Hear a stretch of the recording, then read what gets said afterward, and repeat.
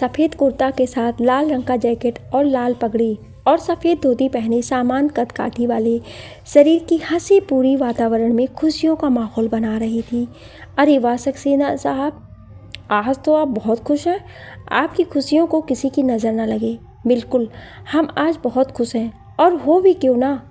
आखिर हमारी पोती की शादी जो हो रही है। लेकिन राघव जी, अब तो शादी के बाद वो अपने ससुराल चली जाएगी, फिर कैसी खुशी। आपको उसके दूर जाने का जरा भी दुख नहीं है क्या? ऐसी बात नहीं है मेहता साहब, वो हमारी पोती नहीं, वो हमारी जान है। पर वो प्यार कैसा जो अपने बच्चों को बांध कर रखे। आखिर उनकी भी तो ज़िंदगी है। और फिर हमारी बिटिया कहीं भी रहे, बस खुश रहे। उनकी खुशी में ही हमारी खुशी है। वाह सक्सेना जी, मान गए आपको। आपका दिल बहुत बड़ा है और आपके विचार तो बहुत ही उत्तम है। कैसे हैं राघव जी?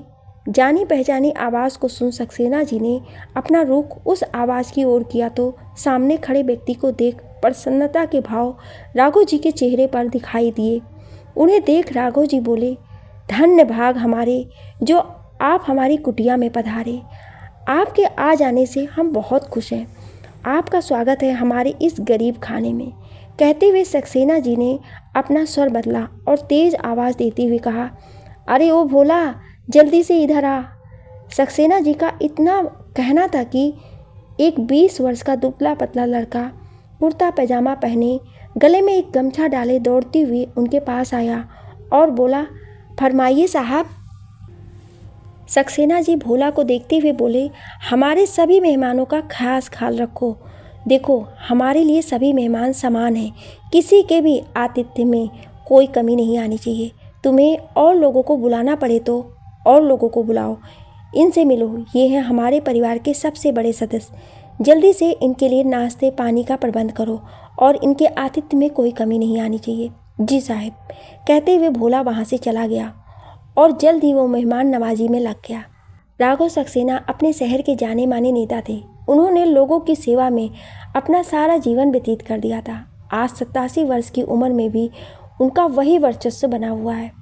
उनके आगे कलेक्टर भी सर झुकाते हैं। वजह राघव जी का नेक दिल और सत्यता की मिसाल। हमेशा मदद के लिए तैयार, ऐसा ही है उनका व्यवहार। और न्यायप्रिय इतना कि घर के लोगों और बाहर के लोगों दोनों के लिए समान सजा और समान प्यार। आज राघव निवास दुल्हन से सजी हुई थी। रंग बिरंगे फूलों से पूरे घर को सजाया गया था और टिमटिमाती हुई रोशनी जो बार बार अलग रंग दिखाती थी, जिससे घर में अलग ही रौनक थी। घर में आ रहे सभी अतिथियों का बहुत ही भव्य स्वागत सत्कार किया जा रहा था। हर कोई राघव जी के आतिथ्य से खुश था और सभी की जुबान पर सिर्फ राघव जी का नाम था। सभी उनकी वाहवाही करने में लगे थे। राघव अपने माता पिता के इकलौते वारिस थे, लेकिन एक हादसे में उन्होंने अपने माता पिता को हमेशा के लिए खो दिया। लेकिन राघव ने हार नहीं मानी और अपनी मेहनत और लगन से उन्होंने सब कुछ हासिल किया। और इन सब में राघव का साथ उनके चाचा ने बहुत दिया, जिन्हें राघव प्रेम से काका कहा करते थे। काका राघव के पालन पोषण में इतना रम गए कि उन्हें खुद की शादी और बच्चे का विचार ही न रहा। काका ने राघव को पुत्र समान प्यार किया और अपनी आखिरी सांस तक उन्होंने राघव का साथ दिया। राघव को अकेले देख उन्हें बहुत दुख होता है। वो जानते थे कि उनके मरने के बाद राघव बहुत अकेला हो जाएगा, इसलिए उन्होंने जिद करके समय रहते राघव का विवाह एक नेक दिल वाली लड़की से करवाया। और कुछ सालों के बाद राघव को एक पुत्र और एक पुत्री का सौभाग्य प्राप्त हुआ। राघव ने बिना किसी भेदभाव के अपने बेटे और बेटी को समान प्यार और समान शिक्षा दी और उचित समय आने पर उनका विवाह भी करा दिया। बचपन में अकेले रहने वाले राघव का आज भरा पूरा परिवार था। आज पूरा परिवार मिलजुल कर खुशियाँ मना रहा था और उनकी खुशियों की वजह उनकी लाडली पोती का विवाह था। राघव और उसकी पत्नी नंदिनी के बेटे तन्मय की बड़ी बेटी त्रिषा और छोटे बेटे प्रतीक और उससे छोटा बेटा पुनीत था और राघव की बेटी तनुजा का इकलौता बेटा अनुज था। राघव का पूरा परिवार साथ मिलकर खुशियां मना रहा था। राघव के सारे सगे संबंधी, उनके सभी शुभ चिंतक राघव की खुशी में शामिल थे। सभी राघव की खुशी में खुश थे और सबसे ज़्यादा खुश राघव था। आखिर उसकी लाडली पोती त्रिषा की शादी जो हो रही थी, सब बहुत खुश थे। हर कोई शादी की रस्मों में बढ़ चढ़कर हिस्सा ले रहा था। त्रिशा के ससुराल वाले भी बहुत खुश थे और हर रस्मों को दिल से निभा रहे थे। भोला, तुम इन सब का ख्याल रखो, मैं जरा अपनी बिटिया से मिलकर आता हूँ। कहते हुए राघव जी ने कुछ ही कदम बढ़ाए थे कि उनका पैर फिसला और वो गिर गए। सब लोग जल्दी से दौड़कर उनके पास आए। सब दौड़ते हुए राघव जी के पास आए। तभी राघव जी उठकर बैठ गए। सबने उन्हें बैठे देख राहत की सांस ली और कई आवाज़ एक साथ गूंजी और राघव जी से पूछा, क्या आप ठीक हैं? कैसे गिर गए थे आप? हम बिल्कुल ठीक हैं, बस बुढ़ापे का असर है, हंसते हुए राघव जी ने जवाब दिया। तो सबको कुछ राहत मिली। तभी भोला हाथ में पानी लिए दौड़ते हुए आया और पानी देते हुए उनके शरीर को अच्छे से देखने लगा और डांटते हुए बोला, ये क्या साहिब, आप अपना जरा भी ध्यान नहीं रखते, अभी कुछ हो जाता तो। और अब आप यहाँ अच्छे से बैठिए और दोबारा यहाँ से हिले तो मुझसे बुरा कोई नहीं होगा। अब आप बस फरमाइए, ये बंदा आपके लिए हर वक्त हाजिर रहेगा। लेकिन अब आपको यहाँ से कहीं जाने की ज़रूरत नहीं है। हमें पता है तुम्हें हमारी बहुत चिंता है। अब हम बूढ़े हो गए हैं, ये सब तो चलता रहता है, पर एक दिन तो हर कोई दुनिया छोड़कर जाता है, इसलिए अपने दिल को संभालो। और वैसे भी हम इतना जल्दी नहीं मरने वाले, अभी तो हमें अपने पोतों की भी शादी देखनी है। खबरदार, जो आपने मरने की बात की तो एक और बार अपने आप को बुढ़ा कहा तो हम आपसे कभी नहीं बात करेंगे। अभी तो आप जवान हैं और अभी आपको बहुत जीना है। कहते हुए बेटे तन्मय ने डांटा तो सबका ध्यान उसकी ओर चला गया, लेकिन तन्मय ने बिना किसी की ओर देखे राघव जी को उठाया और कुर्सी में बैठाया और भोला को देखते हुए बोला, भोला, इन पर कड़ी नज़र रखना, आप ये यहाँ से कहीं ना जा पाएँ। लेकिन हमें अपनी बिटिया रानी से मिलने जाना है। आपकी बिटिया रानी को हम यहीं भेज देते हैं। अरे वो भला यहाँ बाहर कैसे आ सकती है? उसकी शादी की रस्में चल रही हैं, अशुभ होगा उसके लिए बीच रस्मों से उठना। आपकी हालत देखकर लग रहा है हमें दामाद जी को घर जमाई बनाना पड़ेगा, और उन्हें ये बात मंजूर ना हुई तो कहीं वो शादी ही ना करे। झूठा डर दिखाते हुए तन्मय ने कहा तो आसपास खड़े लोग हंसने लगे। इसकी कोई ज़रूरत नहीं है, बस आज जी भर करके देख ले, फिर पता नहीं कब मुलाकात होगी। लेकिन पिताजी, आपकी तबीयत खराब हो जाएगी, इतना भागदौड़ मत कीजिए। वो विदा होकर ससुराल ही जा रही है, जाकर मिल लीजिएगा। अभी आप अपना ध्यान रखिए। मुझे कुछ नहीं हुआ है, मुझे त्रिशा से मिलना है। ठीक है, मिल लीजिए। आप मानने वाले तो हैं नहीं हमारी बात, लेकिन उससे मिलने के बाद आप आराम करेंगे। अच्छा ठीक है, कहकर राघव जी त्रिशा से मिलने को चले गए। 3 मंजिला राघव निवास में नीचे का हिस्सा उनके सभी मेहमानों और रिश्तेदारों से भरा हुआ था। जो बीच का हिस्सा राघव और उसके बच्चों से भरा हुआ था, बाकी दिनों में भी नीचे के हिस्से और बीच के हिस्सों में ही पूरा परिवार रहता था। ऊपरी हिस्से में कोई नहीं जाता था, पर कोई था जो सिर्फ ऊपर के हिस्से में रहता था। आज शादी वाले दिन भी जब हर कोई खुशियां मना रहा था, तब भी कोई था जो इन सब से बेखबर अपनी ही दुनिया में व्यस्त था। राघव जी को आते देख सब उनसे मिलने लगे।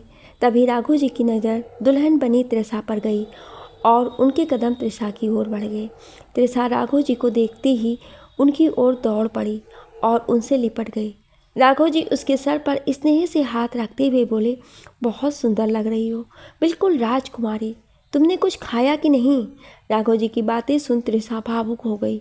उसकी आंखों से आंसू बहने लगे और वो बोली, दादू, मैं शादी नहीं करना चाहती। क्या? लेकिन क्यों? राघव जी ने चौंकते हुए पूछा। दादू, कहते हुए त्रिशा रोने लगी। त्रिशा को रोते देख राघव जी परेशान हो गए और त्रिशा को हिम्मत देते हुए बोले, क्या बात है त्रिशा, तुम रो क्यों रही हो? अगर तुम्हें कोई परेशानी है तो बताओ, मैं वादा करता हूँ मैं तुम्हारी शादी ज़बरदस्ती नहीं करूँगा। अपने दादू की बात सुन त्रिशा और तेज़ी से रोने लगी। त्रिशा ने रोते रोते बोला, हमें नहीं करनी शादी दादू, हम आप सबको छोड़कर नहीं जाना चाहते हैं। प्लीज़ दादू, शादी रोक दीजिए। ये कैसी बातें कर रही हो बेटा? एक दिन तो हर लड़की को शादी करके ससुराल जाना पड़ता है, वहाँ हम आपके बिना कैसे रह पाएंगे?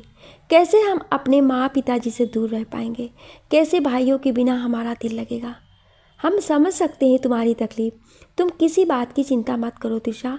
देखना जल्दी ही तुम उस घर में रम जाओगी और हम सबके बिना रहना भी सीख जाओगी। पता नहीं, पर हमें आपकी बहुत याद आएगी दादू। मुझे भी तुम्हारी बहुत याद आएगी त्रिशा। हमारे लिए भी ये सब आसान नहीं है, लेकिन कोई और बात तो नहीं है तुम्हारी शादी ना करने का? नहीं दादू, और कोई बात नहीं है। तुम्हें अंशुमान से तो कोई दिक्कत नहीं है? अगर कोई बात हो तो अभी बता दो, हम सब संभाल लेंगे। नहीं दादू, हमें और कोई दिक्कत नहीं है, बस आप लोगों से दूर होने के ख्याल से हमें बहुत डर लग रहा है। परेशान मत हो त्रिशा, हम सब तुमसे मिलने आया करेंगे। और ये भी तो तुम्हारा घर है, जब मन करेगा आ जाना। हम तुम्हें विदा जरूर कर रहे हैं, पर तुमसे नाता नहीं तोड़ रहे हैं। इसलिए जब भी कोई परेशानी हो हमें बेझिझक बताना, हम हमेशा तुम्हारे साथ रहेंगे। थैंक यू दादू, आप बहुत अच्छे हो। दादू, वो आज भी मुझसे मिलने नहीं आया। वो ऐसा कैसे कर सकता है? उसे तुमसे मिलने आना ही होगा। मैं जाता हूँ, उसे लेकर आता हूँ। प्लीज़ दादू, उसे डांटिएगा मत। मेरी प्यारी बच्ची, उसने तुम्हें आज के दिन भी मिलना ज़रूरी नहीं समझा, और तुम हो कि अभी भी उसकी परवाह कर रही हो। राघव जी ने कहा तो त्रिशा की आंखों में आंसू आ गए। राघव जी त्रिशा के आंसू पोंछते हुए बोले, मैं जाकर बात करता हूँ उससे, शायद मान जाए। तुम अपना ख्याल रखो, हम आते हैं। कहकर राघव जी सीढ़ियों से ऊपर के कमरे की ओर जाने लगे। अचानक फिर से उनका पैर फिसला, लेकिन उन्होंने सीढ़ियों की रेलिंग को मजबूती से पकड़ लिया। तेज तेज सांसें लेते हुए उन्होंने मन में ही बोला, आखिर क्यों मैं बार बार गिर रहा हूँ? क्या ये बुढ़ापे का असर है या फिर कोई अनहोनी का संकेत है?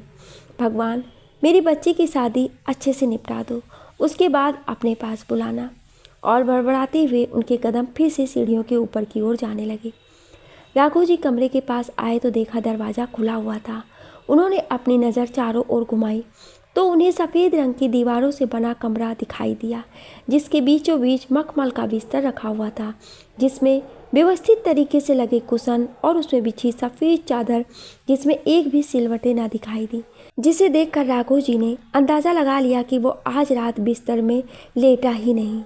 जब राघव जी ने चारों तरफ अपनी नज़रें घुमाई तो उन्हें खिड़की के सामने रखे टेबल पर बिखरे कागजों को इत्मीनान से देखता हुआ पुनीत कुर्सी में बैठा हुआ दिखाई दिया। ये क्या पुनीत, तुम आज भी नीचे नहीं आए? त्रिशा तुम्हें याद कर रही है। आज उसकी शादी है और कल विदा होकर अपने ससुराल जाने वाली है। एक बार तो जाकर मिल लो उससे।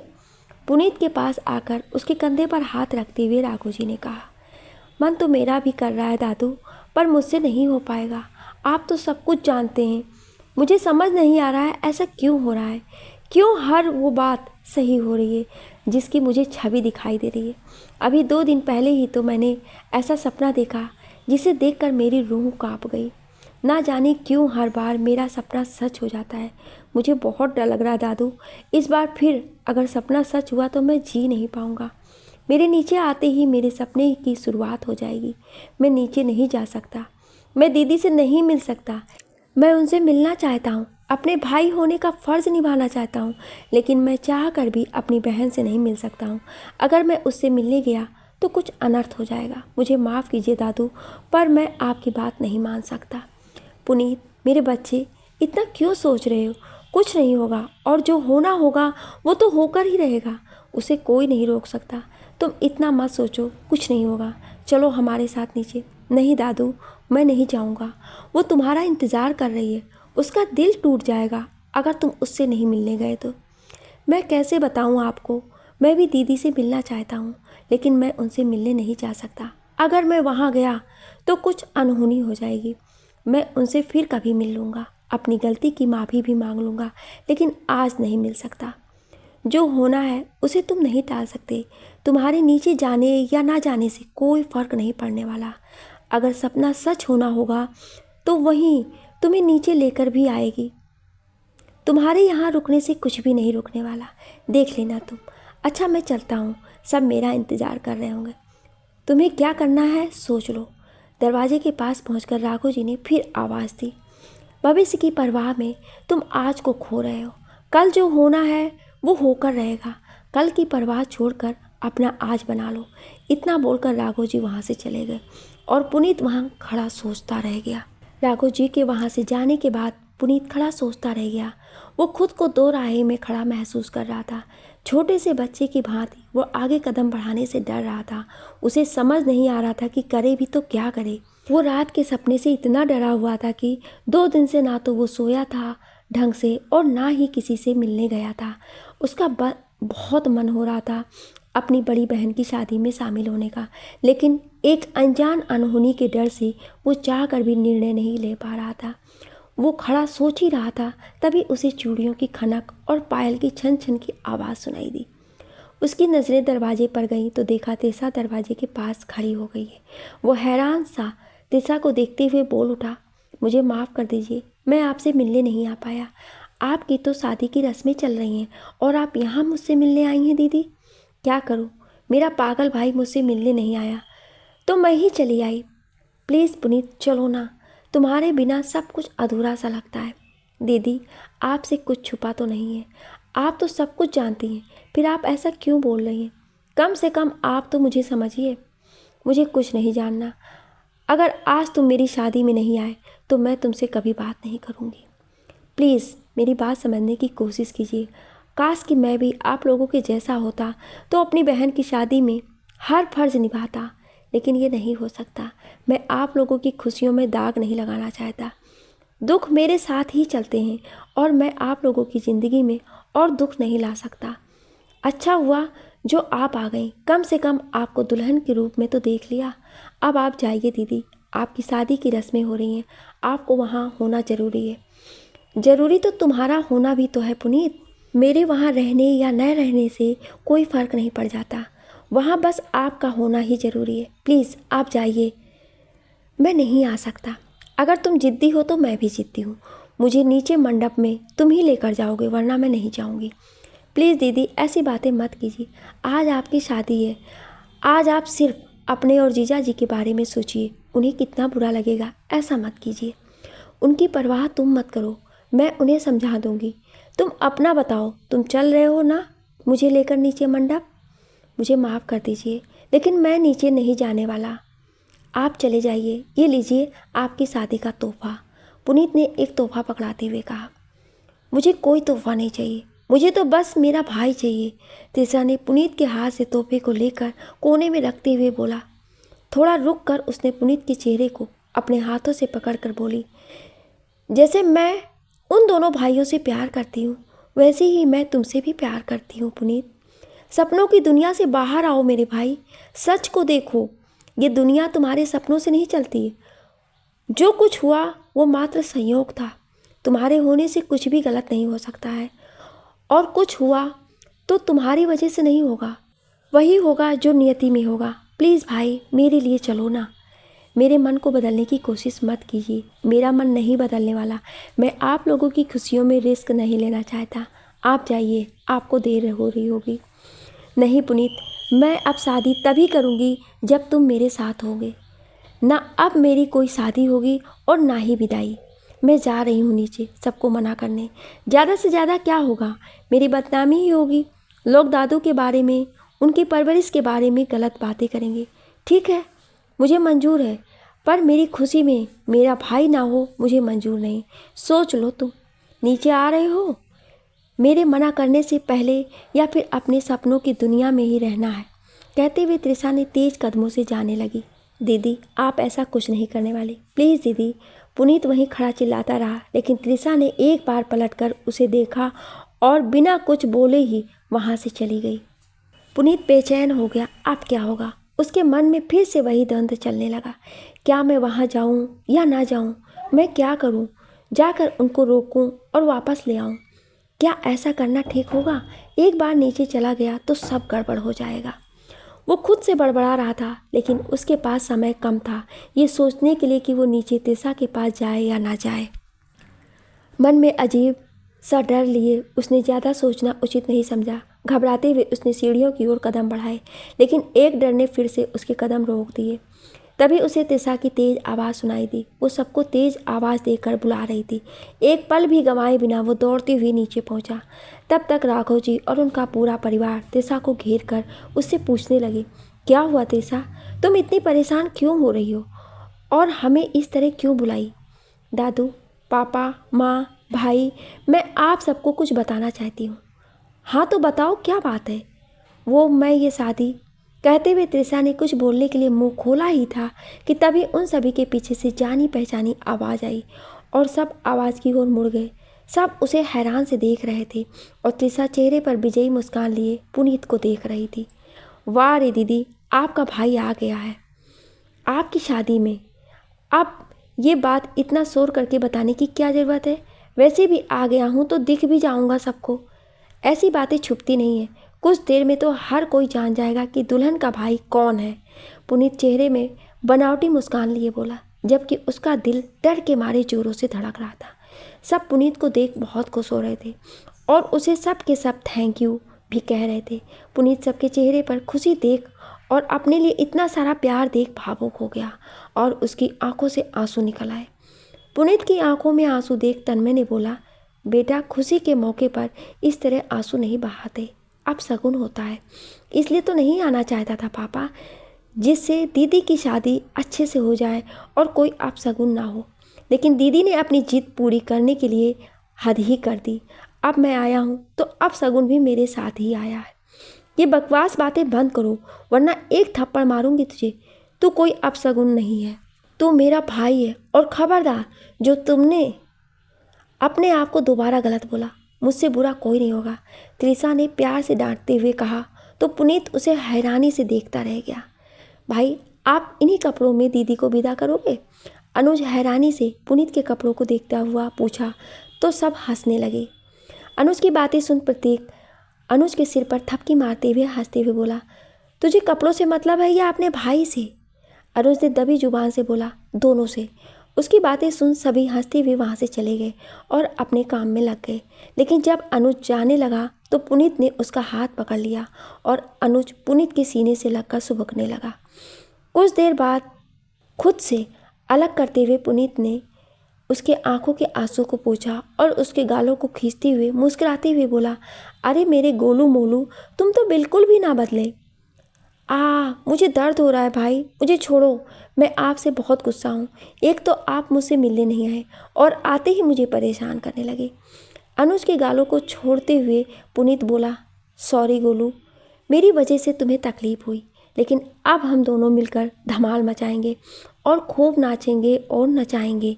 चल मेरे भाई, लड़के वालों को ज़रा अपना जलवा दिखाएं, लेकिन उससे पहले आप अपने कपड़े बदल कर आएँ, नहीं तो कोई आपको भोला भैया समझकर अपने जूते भी साफ करवा लेगा। कोई बात नहीं गोलू, अपनी बहन की शादी है तो ये भी कर लेंगे, इसमें क्या गलत है? अच्छा ठीक है, आप जूते भी साफ कर लेना, लेकिन आप पहले कपड़े बदल कर आओ। कोई आपकी बेइज्जती करे कपड़ों की वजह से तो मैं सह नहीं पाऊँगा। इससे अच्छा है कि ऐसी नौबत ही ना आए और आप जल्दी से कपड़े बदल कर आइए, मैं आपका इंतज़ार कर रहा हूँ। जो हुक्म मेरे सरकार, कहते हुए वो एक कमरे में गया और जल्द ही उसने एक हल्के गुलाबी रंग की शर्ट के साथ नीले रंग का ऊपर से कोट पहना और उसी से मिलता हुआ नीले रंग का पैंट पहना और अपने बालों को संवारा और हल्का सा पाउडर अपने चेहरे पर लगाया और दौड़ते हुए बाहर आया तो अनुज उसे देखता रह गया और अपने सीने में हाथ रखते हुए बोला, हाय, काश मैं लड़की होता तो तुमसे शादी कर लेता। पागल कहीं का, चल अब धूम मचाएं। सिर में थपकी मारते हुए पुनीत ने बोला तो अनुज भी उसके साथ चल दिया। सारी रात पुनीत और अनुज अपने भाइयों और बहनों के मस्ती करते रहे और हर रस्म को हंसी खुशी करते रहे। सुबह की पहली किरण राघव निवास को और भी निखार रही थी। सुबह हो गई और तृषा की विदा का समय भी आ गया। इस बात का एहसास होते ही सबकी आंखें दुखी हो गई। राघव और उनका परिवार आंखों में आंसू लिए तृषा की विदाई की रस्म को निभाया। वहीं तृषा का भी रो रो कर बुरा हाल था। रोती बिलखती तृषा को उसके भाइयों ने संभाला और दिल में पत्थर रख उन्होंने अपनी बहन को विदा किया। विदा के बाद जैसे ही सब घर के अंदर की ओर आए तो घर के अंदर का नज़ारा देख सबके होश उड़ गए। तृषा की विदाई के बाद जैसे ही सब अंदर आए उन्हें राघव जी एक कुर्सी में बैठे मृत नजर आए, जिनके एक हाथ की नस कटी हुई थी जिससे खून बह रहा था और दूसरे हाथ में चाकू था। आंखें बाहर की ओर निकली हुई थी, जिसे देखकर उनके घर वाले और परिवार वाले हैरान परेशान हो गए। राघव जी को इस हाल में देख उनकी बेटी तनुजा बेहोश हो गई, जिससे कुछ लोग उसे संभालने लग गए। तनु तनु प्लीज़ उठो, संभालो अपने आप को, उसके चेहरे पर पानी डालते हुए उसका पति अनूप बोला। होश में आते ही तनुजा अपने पति के गले लग के खूब रोई। बाकी सब भी रो रो कर बेहाल थे। उनके बेटे तन्मय का भी रो रो कर बुरा हाल था। पुनीत खुद को दोषी मान बैठा कि ये सब उसकी वजह से हुआ है और वह खुद को दोष देकर खूब रो रहा था। और वही हाल बाकी बच्चों का भी था। प्रतीक और अनुज भी बहुत रो रहे थे और भोला भी राघव जी को इस हाल में देखकर खूब रो रहा था। कुछ संभलने के बाद पुलिस को फ़ोन किया गया। पुलिस ने छानबीन की और सबसे पूछताछ भी की, लेकिन उन्हें कोई भी जानकारी नहीं मिली कि राघव जी ने ऐसा क्यों कर लिया और कब कर लिया। देखने से तो सबको ऐसा लग रहा था मानो राघव जी ने अपने हाथ की नस काटकर आत्महत्या कर ली है, और पुलिस ने भी इस बात की पुष्टि कर दी थी। लेकिन उनके वरिष्ठ अधिकारी को ये बात हजम नहीं हो रही थी, क्योंकि वे राघव जी को बहुत अच्छे से जानते थे और यही वजह थी कि कहीं ना कहीं पुलिस वालों को उनके इस तरीके से मरने पर हत्या का संदेह हो रहा था। उन्होंने अपने तरीके से सबसे पूछताछ की, लेकिन उन्हें कोई खास जानकारी नहीं मिली, तो वो राघव जी के शरीर को पोस्टमार्टम के लिए अपने साथ ले गए। त्रिशा अभी तक तो अपने ससुराल भी ना पहुंची होगी। हमें त्रिशा को फ़ोन करके बता देना चाहिए। कम से कम एक आखिरी बार वो अपने दादू से मिल लेगी। रोते हुए तन्मय ने बोला तो सब उसे हैरानी से देखने लगे। नहीं पापा, उसे कोई नहीं बताएगा। अभी तो उसने ज़िंदगी की नई शुरुआत की है। अभी तो उसकी विदाई के बाद की उसके ससुराल में रस्में होनी बाकी है। अभी हम सब उसे कैसे बता सकते हैं? हम ये बाद में ही बताएंगे, दुखी होते हुए प्रतीक ने बोला। माना कि आसान नहीं है उसे ऐसे मौके पर बताना, पर उसे बताना ही होगा, कुछ सोचते हुए अनूप ने बोला। प्रतीक ठीक बोल रहा है, अभी हम त्रिशा को कुछ नहीं बता सकते। वैसे भी पुलिस पिताजी को अपने साथ ले गई है और मुझे नहीं लगता कि वो आज पिताजी को समय पर दे पाएंगे। हम कल ही त्रिशा और उसके ससुराल वालों को पिताजी के बारे में बताएंगे। कल उनका अंतिम संस्कार भी हमें करना होगा। अभी हमें उनके अंतिम संस्कार की तैयारी करनी होगी, भारी मन से तन्मय ने कहा, और उसके आंखों में आंसुओं की बारिश जो शुरू हुई वो थमने का नाम ही नहीं ले रही थी। कुछ देर बाद उसने किसी को फ़ोन लगाया और बात करते हुए बाहर चला गया।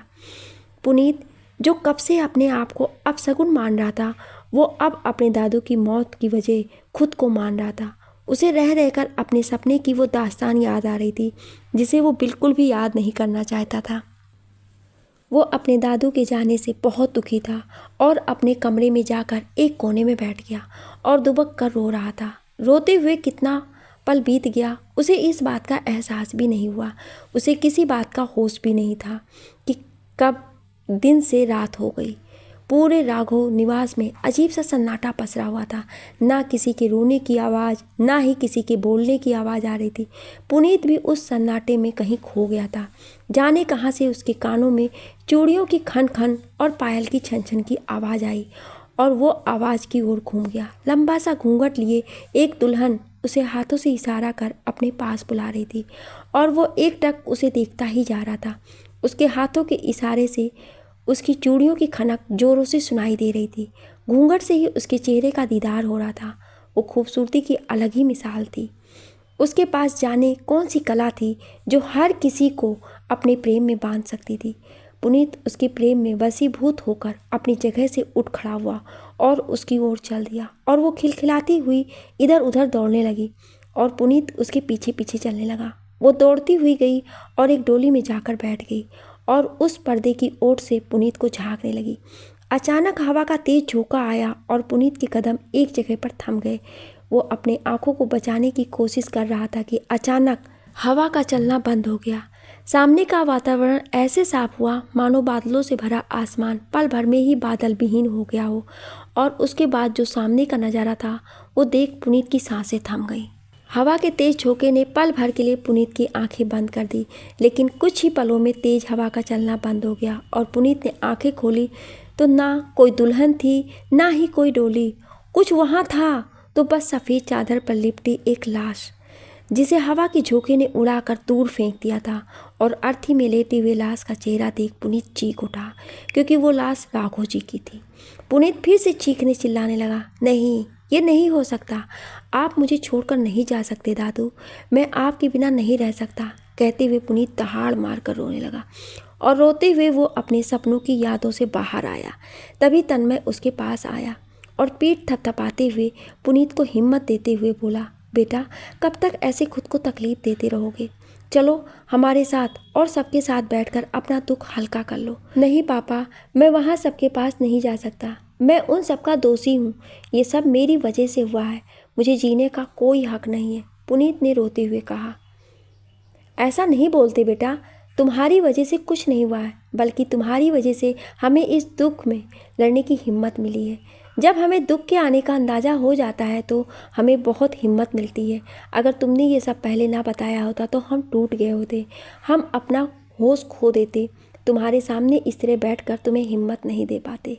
हमें पता है आप ये सब हमारा मन रखने के लिए बोल रहे हैं, हमारा दोष भुलाने की कोशिश कर रहे हैं, पर हम नहीं भूल पाएंगे कि हमारे दादू की मौत की वजह हम हैं। एक तो दादू का हम सबको छोड़कर जाना असहनीय दर्द दे रहा है, तो दूसरी सबसे ज़्यादा तकलीफ़ हमें इस बात की भी हो रही है कि उनके मौत की जिम्मेदार हम हैं। हम चाहते तो उन्हें बचा सकते थे। अगर हम नीचे आकर दीदी की शादी में शामिल नहीं होते तो ये मौत का तांडव नहीं होता। खुद को दोष देना बंद करो पुनीत, ये सब तुम्हारी वजह से नहीं हुआ है। जो कुछ हुआ है वो नियति थी और उसका माध्यम तुम नहीं, कोई और है। और देखना, जल्द ही पुलिस उस कातिल को पकड़ लेगी। मैं तुम्हें इस हाल में नहीं देख सकता। मैं बता नहीं सकता कि मैं किस हाल में हूँ, पर तुम सब समझ सकते हो। इसलिए हम तुमको ये भी नहीं कह सकते कि अपने आप को संभालो, क्योंकि मैं भी तुम्हारे जैसा ही हूँ इस वक्त। पर अकेले रहकर मन और भारी हो जाएगा।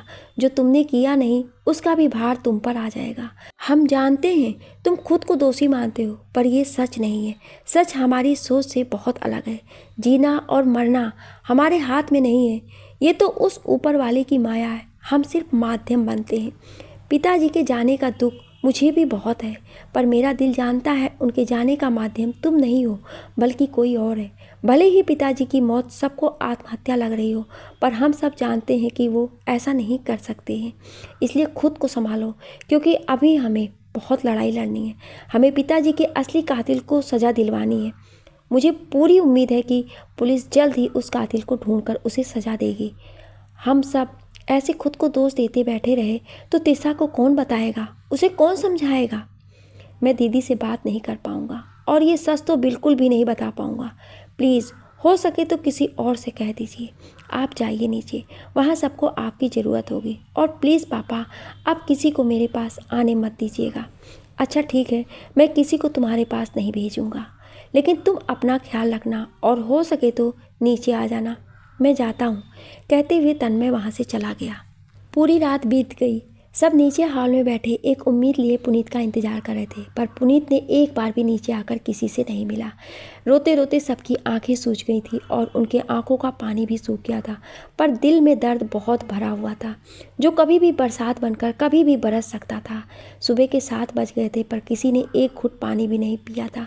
तन्मय अपने पिता के अंतिम संस्कार के लिए सुबह से तैयारी में लगा हुआ था और साथ में उसके बहन के पति अनूप ने भी बहुत मदद की। घर के सभी छोटे बड़े अपनी तरफ से मदद करने में लगे थे। इस बीच तन्मय ने हिम्मत करके त्रिशा को फ़ोन लगाकर सारी बात बताई, जिसे सुन त्रिशा चक्कर खाकर गिरने ही वाली थी कि तभी उसके पति ने उसे संभाला और उसने तन्मय अपने ससुर से बात करके पूरी बात पता की। वो भी राघव जी के इस तरह अचानक मरने की खबर सुनकर हैरान हुआ। उसने घर में सबको बताकर त्रिशा को लेकर उसके मायके की ओर चल दिया। अपने पति का ये व्यवहार देख त्रिशा और भी भावुक हो गई और अपने पति के गले लगकर खूब रोई। पूरे रास्ते उसने रोते हुए बिताई और जैसे ही वो घर को पहुंची तभी पुलिस वाले राघव जी के शरीर को लेकर पहुंच गए। पुलिस वालों ने सम्मानपूर्वक राघव जी के शरीर को उनके परिवार वालों को अंतिम संस्कार के लिए लौटा दिया और वहाँ से चले गए। त्रिशा गाड़ी से उतरकर राघव जी से लिपटकर खूब रोई। बहुत मुश्किल से घर वालों ने उसे संभाला और फिर सब अंतिम संस्कार के लिए शमशान की ओर चलने लगे। तभी तन्मय ने प्रतीक को इशारा किया और वो दौड़ते हुए पुनीत के पास आया और पुनीत को आवाज़ देते हुए बोला, पुनीत, सब तुम्हारा इंतजार कर रहे हैं। पापा ने बोला है तुम्हारा आना भी जरूरी है। प्रतीक की बातें सुन पुनीत उठ खड़ा हुआ और बिना कुछ बोले ही उसके साथ चल दिया। लेकिन जब उसकी नज़र राघव जी की अर्थी पर गई तो वो फूट फूट कर रोने लगा और उसे रोते देख सबके मन का दर्द फूट पड़ा और सबके विलाप का हाहाकार मच गया। भारीपन से राघव जी का परिवार राघव जी की मृत शरीर को लेकर शमशान की ओर चल दिया। शमशान पहुंचते ही एक बार फिर हाहाकार मच गया। राघव जी के परिवार के साथ इस दुख की घड़ी में न सिर्फ उनके सगे संबंधी बल्कि पूरा गांव उनके साथ था। तन्मय ने सभी विधियों को करते हुए अपने पिता का अंतिम संस्कार किया और फिर घर को लौट आए। धीरे धीरे उनके परिवार के लोग अपने घर की ओर चल दिए। उन सब के जाने के बाद तन्मय, उसके दोनों बेटे प्रतीक और पुनीत, बेटी त्रिषा और उसका पति अंशुमान, तन्मय की बहन तनुजा और उसका पति अनूप और उनका बेटा अनुज और भोला और कुछ नौकर ही घर में रह गए थे। सब अपने अपने कमरे में बैठकर राघव जी को याद कर बेचैन हो रहे थे और रो रहे थे। तन्मय को भी अपनी बेबसी पर बहुत रोना आ रहा था। उन्हें पिता के जाने का दुख तो हो ही रहा था, साथ ही अपनी नवविवाहिता बेटी का पहला दिन ऐसा देख भी रोना आ रहा था। तो दूसरी ओर अपनी बहन की बेहोशी देख दिल फटा जा रहा था। अपने दुख के साथ वो सबकी ज़रूरतों को भी पूरा कर रहे थे। नौकरों से कहकर उन्होंने सबके लिए खाना बनवाया और भोला की मदद से सबको खाना खाने के लिए बुलवाया। बहुत ना नुकुर के बाद सबने खाना खा लिया था, लेकिन पुनीत ने खाना नहीं खाया। थक हार कर तन्मय ने एक प्लेट पर खाना लेकर खुद ही पुनीत के कमरे में पहुँचे। हाथ में राघव जी की तस्वीर लिए पुनीत ने एक नज़र अपने पापा को देखा और फिर नजरें झुकाकर फोटो की ओर देखने लगा। पुनीत के चेहरे पर कोई भी हैरानी का भाव नहीं था, जिसे देख आसानी से कहा जा सकता है कि उसे पूरा यकीन था कि उसके पापा उसे खाना लेकर खुद ही आएंगे। पास में आकर तन्मय ने प्लेट पास में रखी, टेबल पर रखी और पुनीत का सर सहलाते हुए तन्मय ने बोला, खाना ना खाने से अगर सब कुछ ठीक हो जाता तो तुम क्या, हम सब भी खाना नहीं खाते। पर क्या है ना कि तुम्हारे ऐसा करने से कुछ भी ठीक नहीं होने वाला, तो अब खा भी लो। मुझे बिल्कुल भी भूख नहीं है पापा। पता है मुझे और पता है तुम्हें, किसी को भी भूख नहीं थी पर सब ने खाया। प्लीज़ पापा, मुझे सच में बिल्कुल भी भूख नहीं है। आप क्यों बेवजह परेशान हो रहे हैं? जब मुझे भूख लगेगी तो मैं खुद ही लेकर खा लूँगा। पुनीत, तुम हर बात पर जिद नहीं कर सकते हो। हम जानते हैं तुम अपने दादू से बहुत प्यार करते हो और उनके जाने का दुख भी बहुत है, पर इसका मतलब ये नहीं कि तुम हमारी बात को नहीं मानोगे। मेरा बिल्कुल भी मन नहीं है खाना खाने का, और प्लीज़ आप मुझे इस बात के लिए ज़बरदस्ती नहीं कर सकते हैं। जब मेरा मन होगा मैं खा लूँगा। तुम्हें पता है ना कि अन्न का अपमान करना पिताजी को बिल्कुल भी पसंद नहीं है। कैसा लग रहा होगा उन्हें कि उनके बच्चे इतने कमज़ोर हैं कि अन्न का अपमान कर रहे हैं। तुम उनसे प्यार करते हो तो तुम्हें ये खाना खाना ही पड़ेगा। सॉरी पापा, अभी मेरा बिल्कुल भी मन नहीं है। आखिर आज तुमने जता ही दिया कि मैंने तुम्हें माँ का प्यार देने में कमी कर दी। अगर वो होती तो तुम्हें अपने प्यार से तुम्हें खिला ही देती। कहते हुए तन्मय प्लेट लेकर जाने लगा। तन्मय के कहे शब्दों से पुनीत की आंखों में फिर से आंसू आ गए। उसने महसूस किया कि वो पिता के अंदर भरे दर्द को कम आंकने की भूल कर बैठा है। वो बहुत कुछ खो दिया था और पिता को खोना नहीं चाहता था। उसने पल भर में ही अपने पिता का हाथ पकड़ लिया और कान पकड़ते हुए बोला, मुझसे बहुत बड़ी भूल हो गई पापा। मैं जानता हूँ कि आपके लिए भी कितना मुश्किल है ये सब करना, फिर भी आप हमारे लिए सब कुछ सह रहे हैं। मुझे माफ़ कर दीजिए। नहीं पुनीत, तुमने कोई गलती नहीं की है। तुम दुनिया के सबसे अच्छे बेटे हो, पर शायद मेरी ही परवरिश में कोई कमी रह गई। नहीं पापा, आपने परवरिश में कोई कमी नहीं की है, बल्कि कमी तो मुझ में है, तभी तो ये सब हो रहा है। जिस कमी की तुम बात कर रहे हो वो तुम्हारी कमी नहीं बल्कि तुम्हारी ताकत है। एक बार तुम अपनी इस ताकत को पहचान लोगे तो देखना बड़ी से बड़ी मुश्किल भी आसान हो जाएगी। मेरी ताकत भी आप हो, मेरे पापा भी आप हो और मेरी माँ भी आप हो। बस आप मुझे छोड़कर कहीं मत जाइएगा, वरना मैं जी नहीं पाऊँगा। किसी के आने या जाने से दुनिया नहीं रुकती। हमें अपनी ज़िंदगी जीनी ही पड़ती है और ज़िंदगी जीने के लिए खाना बहुत ज़रूरी है। इसलिए प्लीज़ बेटा, अपने दर्द से बाहर आओ और थोड़ा सा खाना खा लो। कहते हुए तन्मय ने प्लेट से थोड़ा टुकड़ा लेकर प्यार से पुनीत की ओर बढ़ाया तो पुनीत इस बार मना नहीं कर पाया और खा लिया। तन्मय उसे खिलाने लगा और पुनीत खाने लगा। राघव जी के मरे हुए 13 दिन हो चुके थे। राघव निवास में आज ब्राह्मण भोज हो रहा था, जिससे राघव निवास में बहुत चहल पहल हो रही थी, पर दुख का साया हर किसी के चेहरे पर दिखाई दे रहा था। हर वक्त शांत रहने वाला पुनीत घर में आए मेहमानों को भोजन परोस रहा था और उनसे बातें भी कर रहा था। तन्मय जी फ़ोन पर किसी से बातें करते हुए दरवाजे तक आ गए थे। वो फ़ोन पर बातें कर रहे थे पर उनकी नज़रें पुनीत से हट नहीं रही थी। तभी उन्हें किसी ने पुकारा, बेटा जी, हम लोग दलित वर्ग से हैं, 3 दिन से भटक रहे हैं, ना हमें रास्ता मिल रहा है, ना ही भोजन मिल पा रहा है। क्या हम लोग को भोजन मिलेगा? तन्मय ने गौर से देखा तो खाकी रंग का एक अजीब सा लिबास, ऊपर से नीचे तक बड़ा सा कोट था जिस पर कोई बटन या हुक नहीं था। उसे कई तरह के धागों से बेहतरीन तरीके से बांधा गया था, जिससे पूरा शरीर ढका हुआ था। पहले एक व्यक्ति खड़ा था जो बहुत ही बूढ़ा था, जिसके चेहरे पर लाचारी साफ दिखाई दे रही थी। उसके साथ में 2 छोटे से लड़के थे। दोनों ने ही वृद्ध के समान ही वस्त्र पहन रखे थे, जिसमें एक लड़का लगभग 10 वर्ष का था और दूसरा लड़का लगभग 6 वर्ष का था। वो दोनों लड़के बड़े ही आस भरी नज़रों से तन्मय को देख रहे थे। तन्मय थोड़ा परेशान सा उनको देखता रह गया। उसे समझ नहीं आया कि क्या कहे। तभी उस वृद्ध ने फिर से आवाज़ दिया, अरे बेटा, क्या सोच रहे हो? अगर तुम नहीं दे सकते हो तो बता दो, हम दूसरे घर देख लेंगे। वृद्ध की बातें सुन तन्मय ने खुद को संभालते हुए बोला, क्या कहूँ काका, ना तो आपको भोजन के लिए आमंत्रण दे सकता हूँ और ना ही भोजन के लिए मना कर सकता हूँ। बहुत ही अजीब परिस्थिति में फंसा हुआ हूँ। साफ साफ कहो बेटा, कुछ समझ नहीं आया। काका, कुछ दिनों पूर्व मेरे पिता का निधन हो गया था। उसी उपलक्ष्य पर आज ब्राह्मणों को मृत्यु भोज कराया जा रहा है। हमारे यहाँ मृत्यु भोज ब्राह्मण और कन्या ही करते हैं, परंतु आज तक पिताजी ने किसी को अपने दरवाजे से भूखा नहीं जाने दिया। अब आप ही बताइए, क्या आप ऐसा भोजन करेंगे जो मृत्यु भोज के लिए बना हो? तुम्हारे जैसा पुत्र हर किसी को मिले। हम तो दलित हैं, कुछ भी खा पी लेते हैं। अगर आपकी इच्छा हो कि हम आपके द्वारा दिए गए भोजन ग्रहण कर सकते हैं।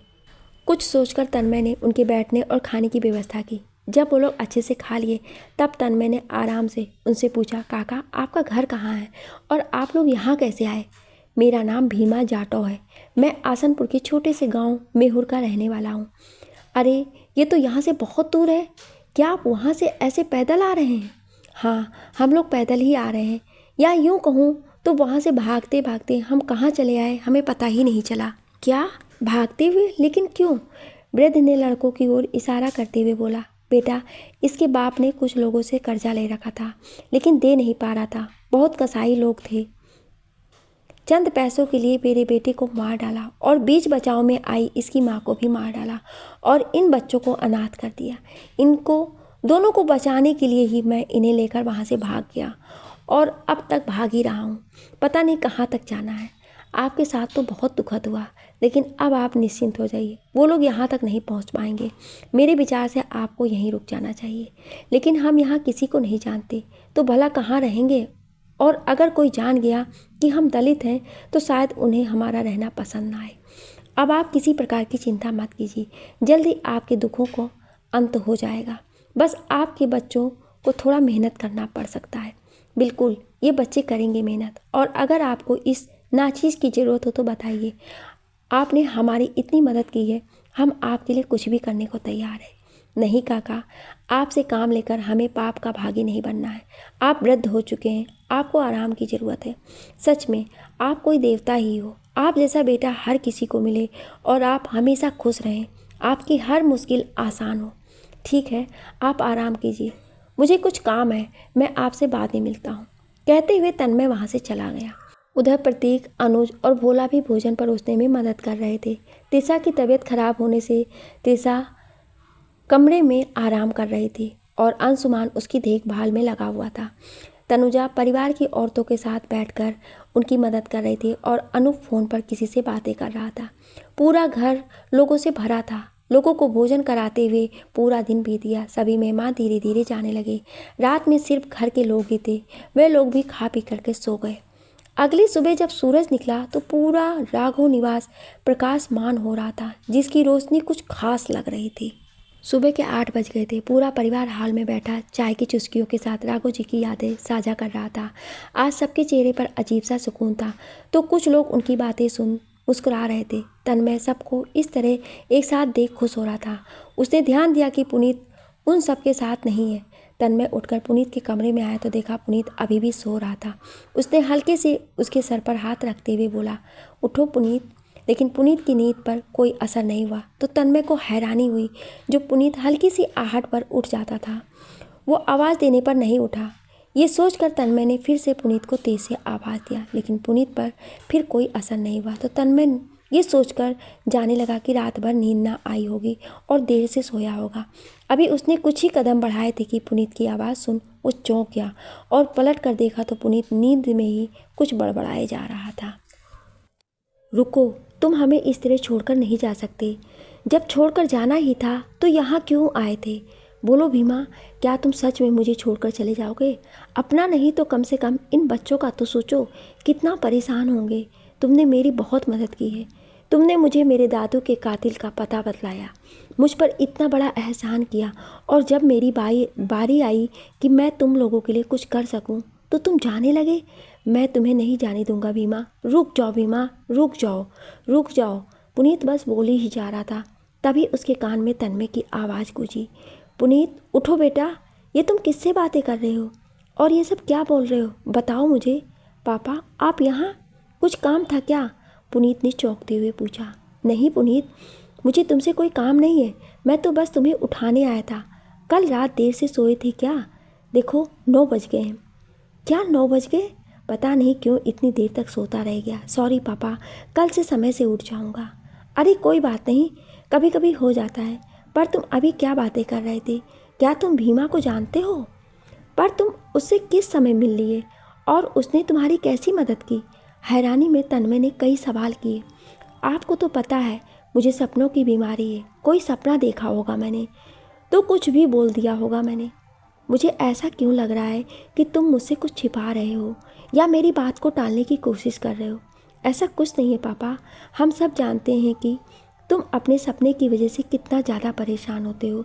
तुम्हारे सपने आम इंसानों के जैसे नहीं हैं, बल्कि वो सच भी होते हैं। ये बात कोई माने या ना माने, तुम इस बात को मानते हो और अभी मेरे सामने ऐसे बन रहे हो जैसे तुम्हारे लिए कोई मामूली बात है, जबकि तुम्हारा चेहरा कुछ और ही कह रहा है। आज तक तो तुमने मुझसे कभी झूठ नहीं बोला, फिर आज क्यों?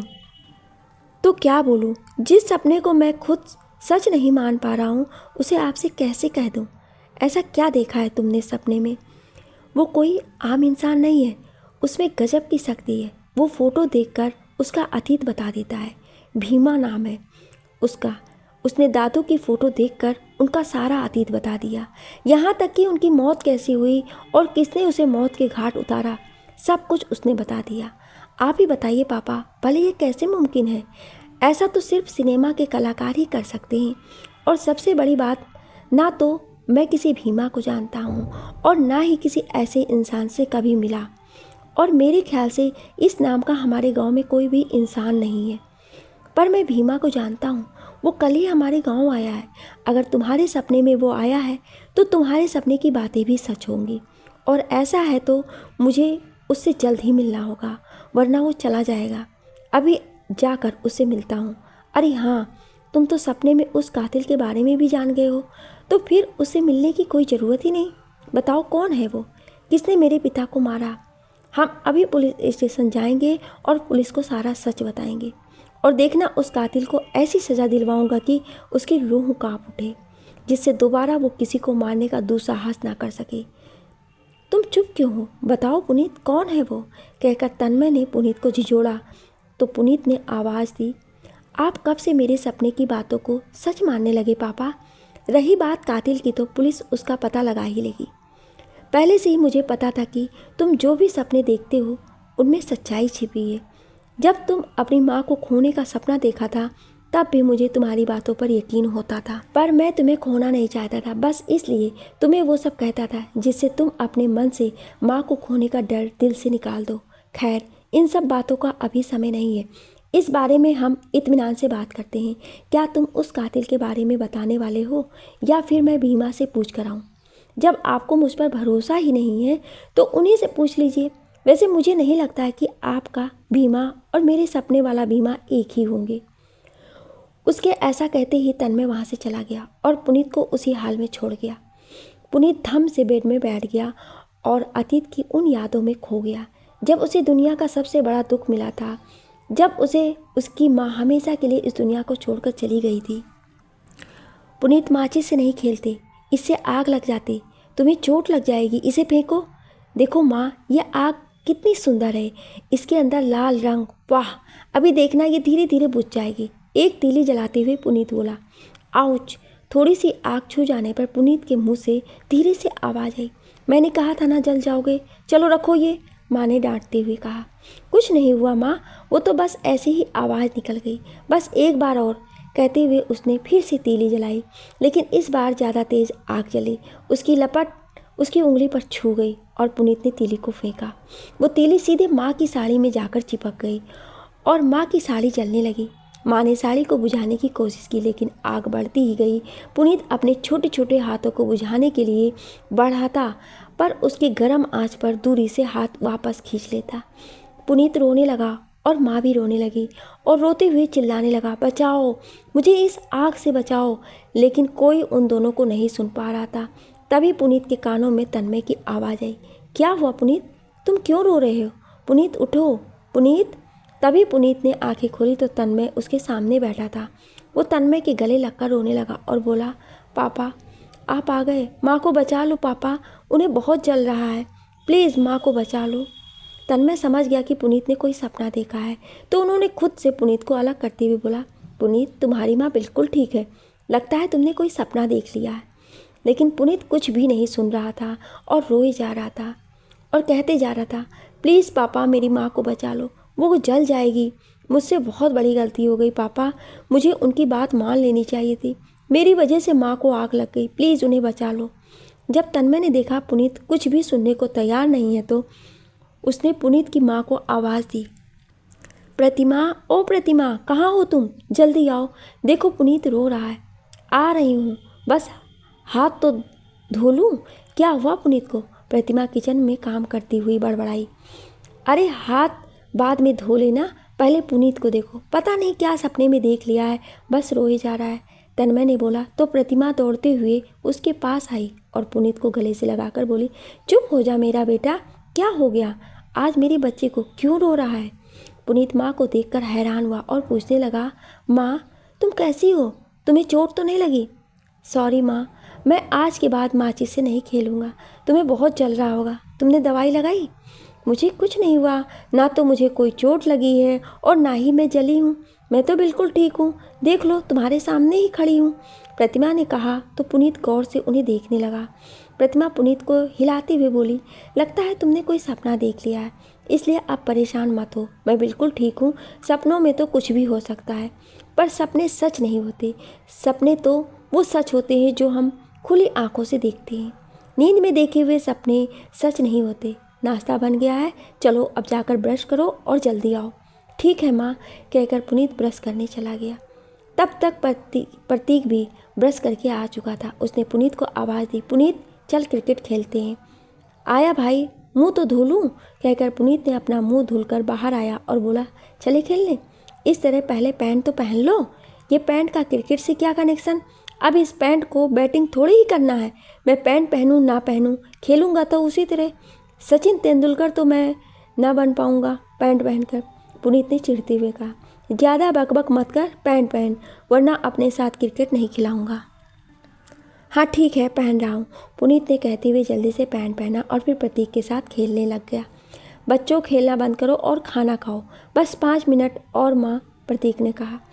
बहुत हो गया खेल तुम दोनों का, अब 5 मिनट 2 मिनट नहीं चलेगा, बंद करो ये खेल तमाशा, देखो अपनी बहन को कितना पढ़ती है और तुम दोनों नालायक, कहने से भी मेरी बात नहीं सुन रहे। चलो खाना खाओ और फिर पढ़ाई करो तुम दोनों भी। मैंने अपना होमवर्क कर लिया है माँ, पुनीत को बोलो, उसने नहीं किया अपना होमवर्क पूरा। होमवर्क हो गया तो पढ़ाई नहीं की जाती क्या? उसे याद कौन करेगा, तुम्हारे पापा या तुम्हारी बहन या तुम्हारे पेपर पर लिख कर आएंगे? बातें बस दुनिया भर की करवा लो और पढ़ाई के लिए बहाने। तुम दोनों को बोल रही हूँ, खाना खाकर पढ़ाई करो। प्लीज़ माँ, थोड़ा सा खेलने दो ना, प्रतीक ने डरते हुए बोला। लेकिन माँ ने मना करते हुए बोला, सुबह से उठकर बस खेलने लग गए हो, पढ़ाई की कोई चिंता ही नहीं है, अब कोई नहीं खेलेगा, नाश्ता करके सीधे पढ़ने बैठो। तभी राघव जी आ गए और बहू प्रतिमा की बातें सुनकर बोले, अभी तो सोकर उठे हैं, थोड़ा खेल लेंगे तो उनका मन अच्छा हो जाएगा, तो अच्छे से पढ़ेंगे। लो हो गई इनके मन की पूरी, आ गए इनके दादू, अब तो कुछ भी बोलना बेकार है। मन में बड़बड़ाते हुए प्रतिमा किचन में चली गई। राघव जी तनुजा को आवाज़ देते हुए बोले, तनु तुम्हारी पूजा हो गई हो तो मुझे भी प्रसाद दे दो और इन बच्चों को भी प्रसाद दे दो। बस मेरी पूजा हो गई है, ला रही हूँ प्रसाद।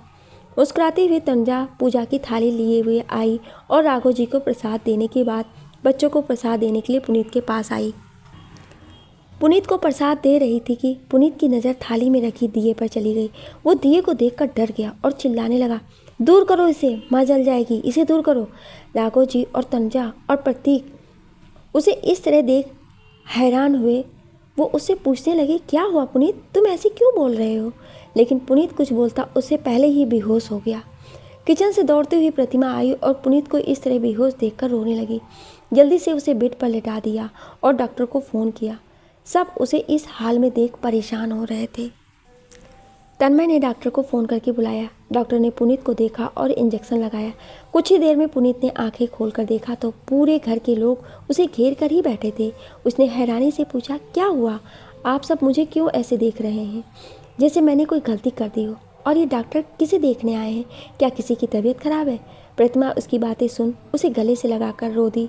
फिर आंसू पोंछते हुए डॉक्टर से पूछी, क्या हुआ है डॉक्टर मेरे पुनीत को? वो बेहोश क्यों हो गया था? क्या मैं बेहोश हो गया था? पुनीत ने हैरानी से सबको देखते हुए पूछा। आखिरी बार इसके पास कौन था? डॉक्टर ने पूछा। प्रतीक के साथ भला चंगा खेल रहा था ये, मैं खुद वहीं था। तभी मेरी बेटी तनुजा आरती की थाल लेकर प्रसाद देने आई और ये चिल्लाने लगा, दूर करो इसे, माँ जल जाएगी। पता नहीं अचानक क्यों बोलने लगा। राघव जी हैरानी जताते हुए बोले, अरे पिताजी, यह आजकल सपने बहुत देखने लगा है। आज सुबह भी ऐसे ही बड़बड़ा रहा था, जैसे यह आग से डर रहा हो। शायद इसने फिर से आग देख ली होगी, इसलिए डर गया होगा। आप ठीक कह रहे हैं भैया, मैं आरती की थाल में ही प्रसाद लेकर आई थी और उसमें दिया जल रहा था, तनुजा ने बताया। लेकिन पुनीत, तुमने ऐसा भी क्या सपना देख लिया जो एक दिए को देखकर डर गए? त्रिशा ने पूछा। पुनीत ने सबको सपने वाली बात बताई। सबने समझा पुनीत सपने की वजह से डर गया था, पर आगे होने वाले खतरे से सब अनजान थे। खुद पुनीत भी इस बात से अनजान था कि उसके सपने कोई मामूली सपने नहीं हैं, बल्कि उनका वास्तविकता से भी संबंध है। सब लोगों की भांति डॉक्टर ने भी यही समझा कि वो सपने से डर गया था और तनाव में वो बेहोश हो गया। डॉक्टर ने उसे तनाव से दूर रहने को कहा और चला गया। घर के बाकी लोग भी अपने अपने काम में लग गए। माँ ने पुनीत से पूछा, तुम्हें यही नाश्ता ला दूँ या फिर सबके साथ बैठकर खाओगे? मैं अब बिल्कुल ठीक हूँ, मैं भी आप लोगों के साथ ही नाश्ता करूँगा, पुनीत हल्की मुस्कुराहट के साथ बोला। प्रतीक, तुम भी चलो नाश्ता करो, और त्रिशा तुम भी आओ। पहले खाना खा लो, फिर बाद में पढ़ाई करना। बस मेरा थोड़ा सा बचा है, उसे कर लूँ। मैं 5 मिनट में आती हूँ माँ। ठीक है, जल्दी आना। देखा तुमने पुनीत, माँ हमसे कम प्यार करती है। कुछ देर पहले मैंने यही कहा था तो कितना डांटी थी माँ, और दीदी ने कहा तो कैसे मान गई? प्रतीक ने फुसफुसाते हुए पुनीत के कान में कहा तो पुनीत ने बुरा सा मुंह बना लिया। क्या बातें हो रही छुप छुप कर? माँ ने आंखें दिखाते हुए पूछा तो दोनों हैरान रह गए कि माँ ने कैसे सुन लिया। कुछ नहीं माँ, मैं तो यही बोल रहा था कि बड़ी भूख लगी है, अब अगर खाना मिल जाता तो हम भी खाकर पढ़ने बैठ जाते। प्रतीक ने डरते हुए बोला, हाँ पता है मुझे किसका कितना मन लग रहा है पढ़ाई में, ज़्यादा नौटंकी करने की ज़रूरत नहीं है, अभी लाती हूँ खाना। कहते हुए माँ किचन से खाना लेकर आई और परोसने लगी। तब तक त्रिशा भी आ गई तो माँ उसे लाड़ करते हुए बोली, क्या खाएगी मेरी राजकुमारी? कुछ भी दे दो माँ, बड़ी भूख लगी है, बस अपने हाथों से खिला देना, आज आपके हाथों से खाने का मन हो रहा है। ठीक है मेरा बच्चा, मैं अभी लाई तुम्हारे लिए खाना, कहकर माँ एक प्लेट पर राजमा, चावल और दही लेकर आई और त्रिशा के पास बैठकर उसे खिलाने लगी। तो पुनीत बोला, आपने दीदी से पूछा क्या खाओगे? हमसे तो पूछा भी नहीं, और तो और दीदी को अपने हाथों से खिला रही हो। मुझे भी आपके हाथों से खाना है, और वैसे भी मैं सबसे छोटा हूँ तो मुझे ही आप अपने हाथों से खिलाओगी, दीदी को नहीं। पुनीत की बातें सुन माँ हंसने लगी और त्रिशा उसे चिढ़ाने लगी, माँ मुझे ही खाना खिलाएंगी, तुमको नहीं। ये मेरी माँ है और मुझसे बहुत प्यार करती हैं। नहीं, ये मेरी माँ है और मुझसे प्यार करती हैं। बोलो ना माँ दीदी से, आप मुझसे ज़्यादा प्यार करती हो। पुनीत चिढ़ते हुए बोला तो त्रिशा ने बोला, देखा माँ, कुछ देर पहले आप इससे प्यार कर रही थी, इसके लिए इतना परेशान हो रही थी, ये सब भूल गया? कितना जलता है ये मुझसे, जलन हो तुझे?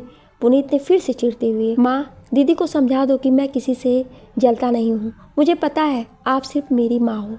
माँ इस बार ज़ोर से हंसी और बोली, मैं तुम तीनों की माँ हूँ और तुम तीनों से बहुत प्यार करती हूँ। अब लड़ना बंद करो और आओ मेरे पास, मैं तुम्हें भी अपने हाथों से खिला दूंगी। कहते हुए माँ ने दोनों को हाथ फैलाए तो पुनीत अपनी प्लेट लेकर माँ के पास जाकर बैठ गया, पर प्रतीक सर झुकाए धीरे धीरे खाने लगा। माँ ने देखा तो जल्दी जल्दी खाने लगा। मुस्कुराते हुए माँ ने प्रतीक को आवाज़ दी, अब तुम्हें क्या अलग से कहना पड़ेगा, तुम कोई बाहरी हो या मेरे ही बेटे हो। माँ की बातें सुनकर भी प्रतीक ने कुछ नहीं बोला और चुपचाप खाने लगा। तो माँ ने घूरते हुए बोला, क्या दिक्कत है तुम्हारी, सुनाई नहीं दे रहा है क्या? मैं खा लूँगा, आप उन दोनों को खिलाइए, मैं बड़ा हो गया हूँ, अपने से खा सकता हूँ। अभी सिर्फ 12 साल का है और मेरे लिए तो छोटा ही है और हमेशा ही छोटा रहेगा। आओ मेरे पास। और माँ, मैं तो 10 साल का ही हूँ, भैया से भी छोटा, और दीदी सबसे बड़ी मुझसे 5 साल की बड़ी। पुनीत खाना खाते हुए खुशी से बोला, इसलिए तो बोलती हूँ मैं ज़्यादा बड़ी हूँ तो माँ मुझे ज़्यादा प्यार करती है, पर तू समझता ही नहीं। तेसा फिर से पुनीत को चिढ़ाने के लिए बोली तो पुनीत बस मुंह बनाकर रह गया। तुम्हें सुनाई नहीं दे रहा है क्या, बुला रही हूँ ना तुम्हें, माँ ने गुस्सा दिखाते हुए बोला। लेकिन प्रतीक अपनी जगह से हिला भी नहीं। हाँ, आपका ही बेटा हूँ, पर कोई बात नहीं, आप उन दोनों को खिला दीजिए, मैं अपने से खा लूँगा। प्रतीक ने माँ को बिना देखे ही बोला और खाने लगा।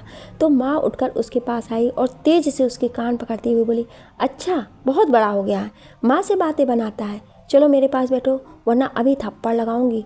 मेरे लिए तो तुम हमेशा छोटे ही रहोगे। उई माँ, दर्द हो रहा है माँ, मेरे कान छोड़ो, प्रतीक ने दर्द से कराहते हुए बोला। तो माँ ने उसके कान छोड़ दिए और उसके हाथ से प्लेट लेकर आई और अपने पास बिठाकर उन तीनों को अपने हाथों से खाना खिलाने लगी। कुछ देर बाद वहाँ से तन्मय होकर गुजरा, उन सबको साथ में खाते हुए देख बोला, क्या बात है, आज तो आप सबको अपने हाथों से खिला रही हैं, कभी हमें भी अपने हाथों का स्वाद चखा दीजिए। ऐसी बात है तो इतना दूर क्यों खड़े हैं, पास में आइए, आपको भी खिला दूंगी। आपकी बातें सुनकर तो बिल्कुल नहीं लगता है कि आप इनके पापा हैं, आप तो पुनीत से भी छोटे बन जाते हैं, अब तो आपको ही पहले खाना खिलाना पड़ेगा, प्रतिमा ने मुस्कुराते हुए कहा। तो तन्मय ने प्रतिमा के सिर पर थपकी मारते हुए कहा, हम इतने भी छोटे नहीं हैं, अब आप इन सब पर इतना सारा प्यार लुटा रही थी तो मुझे लगा शायद हमारे लिए भी कुछ प्यार बचा हो। सॉरी, पर अब ख़त्म हो गया, प्रतिमा ने लाचारी दिखाते हुए कहा। तो तन्मय ने चौंकते हुए बोला, क्या हमारे लिए प्यार ही ख़त्म हो गया? अरे पतिदेव जी, प्लेट का खाना ख़त्म हो गया, कहते हुए प्रतिमा हंसने लगी और तन्मय उसे मुस्कुराते हुए देखने लगा। 40 साल होने चली प्रतिमा के चेहरे पे आज भी वही रौनक थी जो उसकी शादी के समय थी। जब भी कोई उसे देखता तो उन्हें वो पुरानी वाली प्रतिमा लगती, बस कुछ बाल सफ़ेद होने लगे थे जिन्हें वो रंग कर छिपा लेती थी। पहले जैसी काम में रफ्तार नहीं रह गई थी, कुछ कामों को करने में उसे समय लगता था पर वो रुकती नहीं थी, बस करती रहती थी। पहले जैसी लचक नहीं रह गई थी कमर में, पर जब भी नाचती तो देखने वाले देखते रह जाते थे। आवाज़ भी उतनी मधुर नहीं रह गई थी, पर जब भी कोई गीत गाती सब उसकी आवाज़ में खो जाते थे। तन्मय प्रतिमा से नज़रें हटा ही नहीं पा रहा था कि तभी अपनी हंसी को रोकते हुए प्रतिमा ने तन्मय से पूछा, बातें बाद में, पहले ये बताइए, आपसे कल कुछ मांगा था मैंने, लेकिन आपने अब तक मुझे नहीं दिया, क्या हुआ उसका? तो तन्मय ने अपने कान पकड़ते हुए कहा, सॉरी, वो मैं भूल गया था, लेकिन कल पक्का आ जाएगा। क्या आ रहा है माँ, आपके लिए कुछ आ रहा है क्या? त्रिशा ने उत्सुकता से पूछा। वो तो कल ही पता चलेगा, तुम लोगों के लिए सरप्राइज़ है और आप कल मत भूल जाइएगा। अभी जाता हूँ और उससे बात करता हूँ, कल ज़रूर आ जाएगा, कहकर तन्मय अपने काम में लग गया। बच्चे भी नाश्ता करके पढ़ने लगे और प्रतिमा घर का काम निपटाने लगी। इन दिनों तनुजा भी अपने छोटे से बच्चों के साथ मायके आई हुई थी, पर उसका ज़्यादा समय बच्चे पर ही बीतता था। तनुजा और बच्चे से मिलकर सब खुश थे, उन सब का समय बच्चे के साथ खूब बीतता था। कब दिन बीत जाता था पता ही नहीं चलता था। रोज़ की तरह आज का भी दिन हंसी खुशी से बीत गया।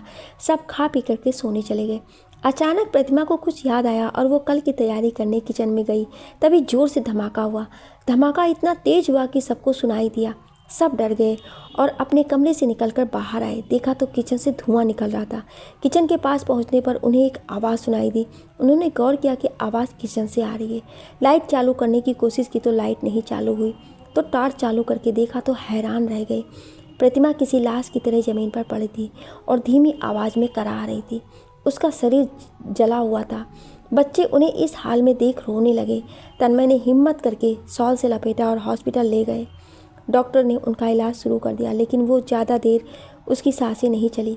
सुबह तक उसने दम तोड़ दिया और इस खबर से पूरा राघव परिवार टूट सा गया। अपने आंखों से आंसू पोंछते हुए पुनीत यादों से बाहर आया। काका, कहीं जा रहे हो क्या? हाँ बेटा, मैं जा रहा हूँ। लेकिन क्यों काका? क्या कोई दिक्कत है? अगर कोई दिक्कत है तो बताओ, इस तरह जाने की क्या ज़रूरत है? अरे नहीं बेटा, यहाँ कोई दिक्कत नहीं है, लेकिन कब तक यहाँ रुक सकता हूँ मैं?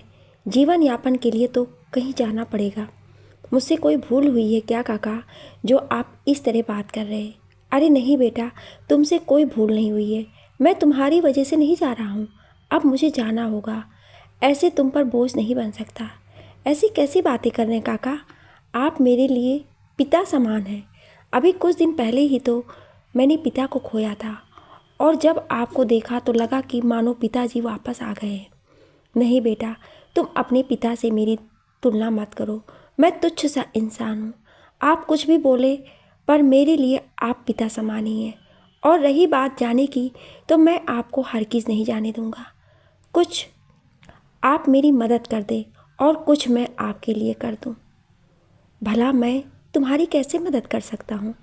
आज मेरी बेटी ने आपको सपने में देखा, जबकि वो आपसे अब तक मिला भी नहीं है। उसने बताया कि आप किसी की तस्वीर देखकर उसका अतीत बता सकते हैं।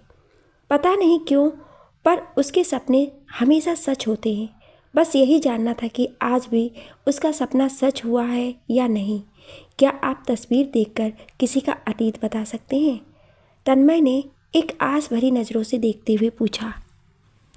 हाँ, ये सच है बेटा कि मैं किसी की तस्वीर देखकर उसका अतीत बता सकता था, पर बहुत दिनों से मैंने ऐसा कुछ नहीं किया। पता नहीं अब मैं ऐसा कर पाऊँगा या नहीं। पर किसी का अतीत जानने की क्या ज़रूरत पड़ गई तुम्हें? काका, सबको लगता है कि मेरे पिता ने आत्महत्या की है, वो भी तब जब उनकी लाडली पोती की विदाई हो रही थी। लेकिन ऐसा नहीं हो सकता है। मेरा दिल जानता है वो ऐसा नहीं कर सकते। मुझे लगता है उन्हें किसी ने मारा है, पर मैं ये साबित नहीं कर पा रहा हूँ। हालांकि पुलिस भी ये पता करने में लगी है कि किसने मेरे पिता को मारा है, पर उन्हें भी अब तक कुछ पता नहीं चला है।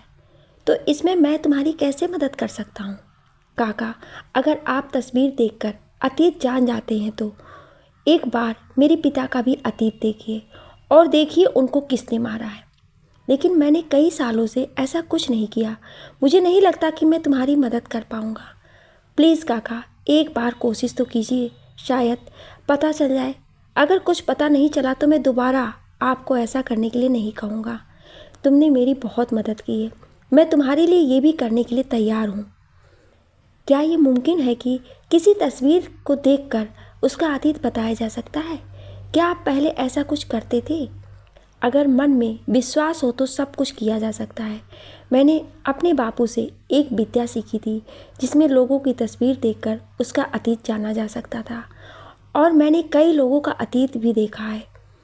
जाओ, अपने पिता की कोई तस्वीर लेकर आओ जिसमें उनके अकेले की तस्वीर हो।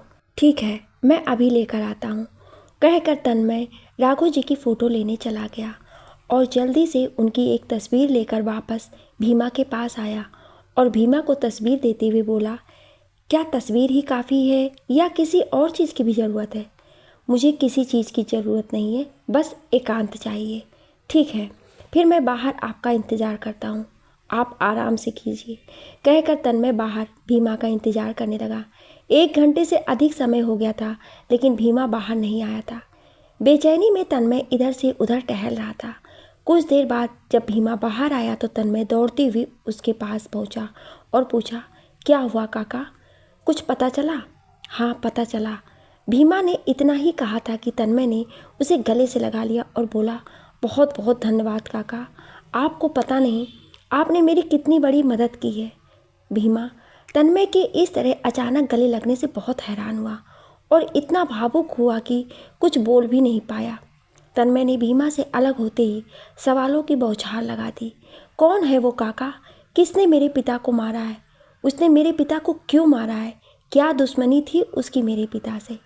तुम जितना आसान समझ रहे हो उतना आसान नहीं है उसको पहचान पाना। वो कहाँ से आया था, क्यों उसने मारा, कुछ नहीं पता। बस मैंने उसका चेहरा देखा है, उसका नाम सुना है। बताइए काका, कौन है वो? क्या हुआ था उस दिन? ठीक है, विस्तार से सुनो क्या हुआ था उस दिन। विदाई के समय जब राघव जी दुखी थे तब एक व्यक्ति आया और उनके पैर पकड़कर रोने लगा। उसने अकेले में बात करने के लिए बोला। उसे परेशान देख राघव जी उसे अकेले में ले गए और उससे बातें कर रहे थे। अभी कोई पानी लेकर आया। एक गिलास पानी राघव जी ने पिया और एक गिलास पानी उस रोते हुए व्यक्ति ने पिया। कुछ देर बाद राघव जी ने अपना सर पकड़ लिया। शायद उन्हें चक्कर आ रहा था। उन्हें चक्कर आता देख उस रोते हुए व्यक्ति के भाव बदल गए। वो मंद मंद मुस्कुराने लगा। उसने किसी को इशारा किया और दूसरा व्यक्ति राघव जी के पास आया। उसने राघव जी की ओर देखा तो राघव जी उसे देखकर मुस्कुराए। और उसके बाद क्या हुआ काका? भीमा बिल्कुल शांत हो गया, जिससे तन्मय की बेचैनी और बढ़ गई। और उसने फिर पूछा, बताओ ना काका, क्या हुआ उसके बाद कहकर भीमा चुप हो गया। रमेश, तुम कैसे हो? बहुत दिनों बाद आए। ताऊ जी, पापा की तबीयत ठीक नहीं रहती। हर वक्त उनके पास किसी ना किसी को होना पड़ता है, नहीं तो वो गिर जाते हैं। आपको बहुत याद करते हैं वो। मुझे भी उसकी बहुत याद आती है, पर अब शरीर में हिम्मत ही नहीं बची कि उससे मिलने जा सकूं। वो जल्द ही आपसे मिलने आने वाले हैं। उसे मत परेशान करना, मैं खुद ही उससे मिलने आ जाऊंगा। उसकी ज़रूरत नहीं पड़ेगी। कहते हुए उसने एक तेज धार वाली चाकू निकाली और राघव जी के हाथ की नस काट दी।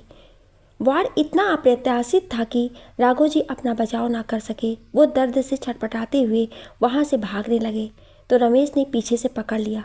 वो दर्द से चीख रहे थे और अपनी जान के लिए भीख मांग रहे थे, पर उन दोनों पर कोई असर नहीं हुआ। वो दोनों तब तक राघव जी को पकड़े रहे जब तक उनका शरीर बेजान होकर गिर गया। जैसे ही शरीर का ऊपरी हिस्सा नीचे की ओर गिरने लगा, उन दोनों ने उन्हें वापस उसी कुर्सी में बैठा दिया और उनके दूसरे हाथ में चाकू पकड़ा दिया। राघव जी को पकड़े रहने से उनके कपड़ों में भी खून के छींटे पड़ गए थे। उन्होंने जल्दी से अपने कपड़े उतारे और इधर उधर पड़े खून की छींटों को साफ किया और राघव जी को उसी हाल में छोड़कर चले गए। कहते हुए भीमा चुप हो गया और तन्मय की आंखें भर आईं। उसने अपने आंसुओं को पोंछते हुए भीमा से पूछा, काका, ये रमेश कौन है और उसके साथ वो दूसरा व्यक्ति कौन था? मैंने पहले भी तुमसे कहा है कि मैं सिर्फ उस कातिल का चेहरा ही देख सकता हूँ, लेकिन उसके बारे में कुछ नहीं बता सकता। हाँ, अगर उस व्यक्ति की कोई तस्वीर मिल जाए तभी संभव है कि मैं उसके बारे में तुम्हें बता पाऊँगा। क्या नाम बताया था आपने उसका? रमेश। इस नाम का तो कोई भी परिवार में नहीं है। हाँ, गांव में 2 लोगों का नाम है, पर मुझे नहीं लगता कि वो ऐसा कुछ करेंगे। काका, आपने उन दोनों का चेहरा देखा है? अगर हम पुलिस में जाकर उन्हें बताएंगे तो शायद वो किसी से उनकी तस्वीर बनवा दें, तब तो आसानी से उनको ढूंढा जा सकता है। आपको क्या लगता है कि आप बोलेंगे इन्होंने तस्वीर देखकर कातिल का चेहरा देखा है, तो क्या वो आपकी बात मान लेंगे? उल्टा आपको पागल समझ लेंगे। उनकी मौत से आपको सदमा लगा है, ऐसा भी सोच सकते हैं। कहते हुए पुनीत उन दोनों के सामने आया। भीमा पुनीत को देखकर डर रहा था, तो तन्मय ने पुनीत की ओर इशारा करते हुए बताया, ये मेरा छोटा बेटा पुनीत है। इसी ने आपको सपने में देखा और तब मुझे पता चला कि आप ऐसा कुछ कर सकते हैं। तन्मय की बात सुनकर भीमा ने चैन की सांस ली। तन्मय पुनीत की बातों को गौर कर कुछ सोच रहा था। तभी उसके दिमाग में एक विचार आया और उसने पुनीत की ओर देखते हुए कहा, तुम बिल्कुल ठीक कह रहे हो। अगर हम तुम्हारे सपनों की सच्चाई या इनके तस्वीर से अतीत देखने की सच्चाई बताएंगे तो पुलिस या कोई भी हमारी बात पर यकीन नहीं करेगा। लेकिन हमें ये सब बताने की ज़रूरत ही क्या है? असल में हम तीनों के अलावा ये सब कोई नहीं जानता और हम तीनों ही पिता के कातिल को सज़ा दिलवाना चाहते हैं। इसलिए किसी से ये कहने की ज़रूरत ही नहीं है कि इन्होंने तस्वीर में देखा है या प्रत्यक्ष देखा है। अब हम पुलिस स्टेशन ज़रूर जाएंगे और पुलिस को बताएंगे कि इन्होंने मेरे पिता का कत्ल होते देखा है और उन दोनों कातिलों को भी देखा है। फिर पुलिस उन कातिलों का चेहरा बनवा कर उसे ढूंढकर सजा देगी। तो कैसी रही मेरी योजना? काका, क्या आप मेरे लिए ऐसा कुछ कहेंगे? बिल्कुल बेटा, मैं तुम्हारे लिए कुछ भी करने को तैयार हूँ। फिर तो ये सच ही है। भले ही मैंने प्रत्यक्ष रूप से ना देखा हो, पर देखा तो है, कहकर भीमा ने तन्मय की बात से सहमत हुआ, जिससे तन्मय और पुनीत के चेहरे पर एक सुकून नजर आया। योजना के अनुसार तन्मय भीमा को अपने साथ पुलिस स्टेशन ले गया और भीमा ने पुलिस को बताया कि उसने राघव जी का कत्ल होते देखा है, लेकिन वो उस घटना से इतना ज़्यादा डर गया था कि किसी को कुछ बता नहीं पाया। उसने पुलिस को बताया कि उसकी कुछ दिनों से तबीयत बहुत ख़राब थी। उसे लगा कि वो मरने वाला है और अपने मन में इस बात का बोझ लेकर नहीं मरना चाहता, इसलिए उसने उनके बेटे तन्मय को सारा सच बता दिया। पुलिस को उनकी बातों पर यकीन हुआ तो उन्होंने उन कातिलों का चेहरा बनवाया। चेहरा बनकर तैयार हो गया। जब पहचान के लिए उनका चेहरा तन्मय को दिखाया गया तो तन्मय हैरान रह गया। तन्मय हैरान सा उन तस्वीरों को देख रहा था। तभी पुलिस की आवाज़ आई, आप इन्हें पहचानते हैं या कहीं भी आपने इन्हें देखा हो तो बताइए। ये तो भोला है, हमारे ही घर में काम करता है। तन्मय दूसरी फोटो पर उंगली रखते हुए कहा, क्या वो अभी भी आपके घर में रहता है? पुलिस ने पूछा। नहीं साहब, जब से पिताजी हम सबको छोड़कर गए हैं भोला भी चला गया है। क्या आप जानते हैं कि वो कहाँ गया है? मुझसे तो उसने कहा कि वो अपने गांव जाना चाहता है। उसे यहाँ रहकर राघव जी की बहुत याद आती है। भोला से मुझे ये उम्मीद नहीं थी। कहते हुए तन्मय के आंखों में आंसू आ गए। तन्मय जो कुछ जानता था भोला के बारे में उसने सब कुछ पुलिस को बता दिया, लेकिन पहली तस्वीर के बारे में वो कुछ नहीं जानता था। सारी जानकारी लेकर पुलिस ने उन दोनों को जाने के लिए बोला और वो दोनों घर आ गए। उधर पुलिस ने उन दोनों कातिलों की छानबीन शुरू कर दी। घर आकर तन्मय ने भीमा से बोला, मान गए काका, अद्भुत हैं आप। आपने पुलिस से ऐसी बातें कही कि उनको आपकी हर बात पर यकीन हो गया। वैसे वहाँ आपने अपनी तबीयत के बारे में जो कुछ कहा उसने हमारे पक्ष को और मजबूत किया है, लेकिन मुझे आपकी वो बात अच्छी नहीं लगी। दोबारा कभी मरने की बात मत कीजिएगा। तुम्हें जानकारी के लिए बता दूं, मैंने जो कुछ वहाँ कहा वो बिल्कुल सत्य है। अपने दिल को संभालो बेटा, मुझसे इतना प्रेम मत करो, नहीं तो तुम्हें उतनी ही ज़्यादा तकलीफ़ें होंगी। मेरे साथ जो हुआ वो भी सत्य है और ये भी सत्य है कि मैं यहाँ तुम्हारे लिए ही आया था। मुझे नहीं पता था कि मैं जिस गति से, जिस रास्ते से जा रहा हूँ मुझे अपनी मंजिल मिलेगी कि नहीं, पर शायद नियति भी यही चाहती थी कि मैं तुमसे मिलूँ और राघव जी जैसे नेक दिल इंसान को इंसाफ दिलवाऊँ। और मुझे पूरा यकीन है कि जल्द ही उन कातिलों को सज़ा मिलेगी। मैं आपकी बातों को समझ तो नहीं पा रहा हूँ, पर मुझे यकीन है कि आप सच बोल रहे हैं और मुझे यकीन है कि आपके लिए कुछ भी असंभव नहीं है। आपका बहुत बहुत धन्यवाद काका। ये तो मेरा सौभाग्य है जो तुम्हारे काम आ सका। हालांकि तुमसे कहने की ज़रूरत तो नहीं है, पर औलाद का प्रेम ही ऐसा है कि कहे बिना रह भी नहीं पाऊँगा। मेरे बच्चों का ख्याल रखना। ये कैसी बातें कर रहे हैं काका? वो बच्चे मेरे अपने ही तो हैं और आपको कुछ नहीं होगा।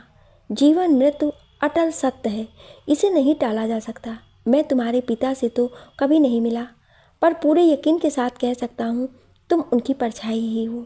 अपना ख्याल रखना। जाओ बेटा, तुम भी आराम करो, मैं भी बहुत थक गया हूँ। ठीक है काका, आप आराम कीजिए, कहकर तन्मय वहाँ से चला गया। रह रह कर तन्मय की नज़र मोबाइल पर जा रही थी। वो पुलिस के फ़ोन का बेसब्री से इंतज़ार कर रहा था।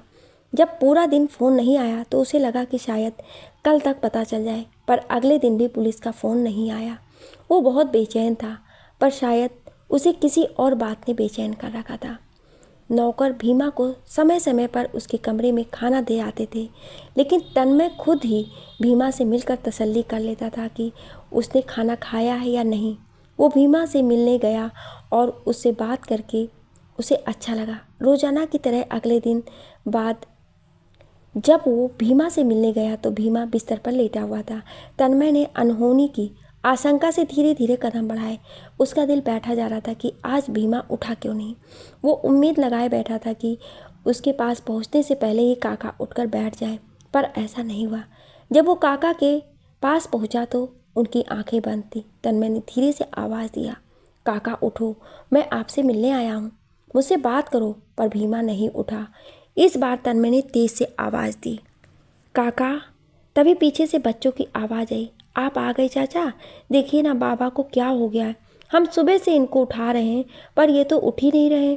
बताइए ना क्या हुआ है बाबा को, ये क्यों नहीं उठ रहे हैं।